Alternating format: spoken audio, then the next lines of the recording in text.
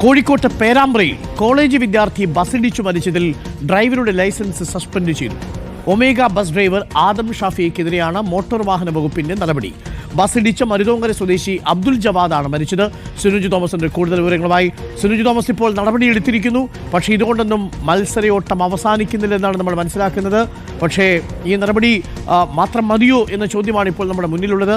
Suspend ചെയ്യുക മാത്രമാണ് ചെയ്തത്, മനഃപൂർവ്വമല്ലാത്ത നരഹത്യക്ക് കേസെടുത്തിട്ടുണ്ടാവും. പക്ഷേ ഇപ്പോഴും തുടരുകയാണ് റോഡിലെ ഈ മരണയോട്ടക്കളി. സുനുജ് തോമസ്, എന്താണ് കൂടുതൽ വിശദാംശങ്ങൾ?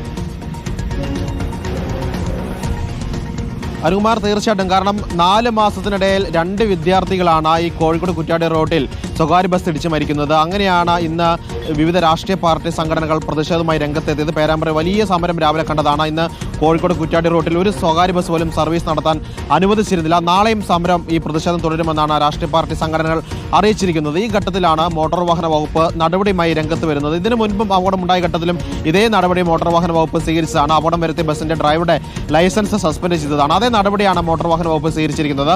ഒമേഗ ബസിന്റെ ഡ്രൈവർ ആദം ഷാഫിയുടെ ലൈസൻസ് 6 മാസത്തേക്ക് സസ്പെൻഡ് ചെയ്തിരിക്കുന്നു. അതോടൊപ്പം തന്നെ മോട്ടോർ വാഹന വകുപ്പിന്റെ പരിശീലന ക്ലാസ്സിൽ പങ്കെടുക്കാനുള്ള നിർദ്ദേശമാണ് നൽകിയിരിക്കുന്നത്. ഇതിനു മുൻപും സമാനമായ നടപടിക്രമമാണ് മോട്ടോർ വാഹന വകുപ്പ് സ്വീകരിച്ചിരിക്കുന്നത്. പക്ഷേ ഈ റൂട്ടിലെ മത്സരയോട്ടം അവസാനിക്കുന്നില്ല. അതുകൊണ്ടാണ് ജനങ്ങൾ ഇന്ന് സംഘടിച്ച് പ്രതിഷേധമായി രംഗത്ത് വന്നിരിക്കുന്നത്. ഏതായാലും പോലീസും മോട്ടോർ വാഹന വകുപ്പും ഈ റൂട്ടിലെ മത്സരയോട്ടം അവസാനിപ്പിക്കാൻ ഇടപെടണമെന്നാണ് വിവിധ രാഷ്ട്രീയ പാർട്ടി സംഘടനകളും ജനങ്ങളും ആവശ്യപ്പെട്ടിരിക്കുന്നത്. അത്രയധികം അപകടങ്ങളാണ് ഈ റൂട്ടിൽ വരുത്തിയിരിക്കുന്നത്. 4 മാസത്തിനിടയിൽ 2 മരണം ആണെങ്കിൽ കൂടി മറ്റ് നിരവധി അപകടങ്ങൾ ഉണ്ടായിട്ടുണ്ട്. കാൽനട യാത്രക്കാർ ഇടിക്കുന്ന സംഭവം ഉണ്ടായിട്ടുണ്ട്.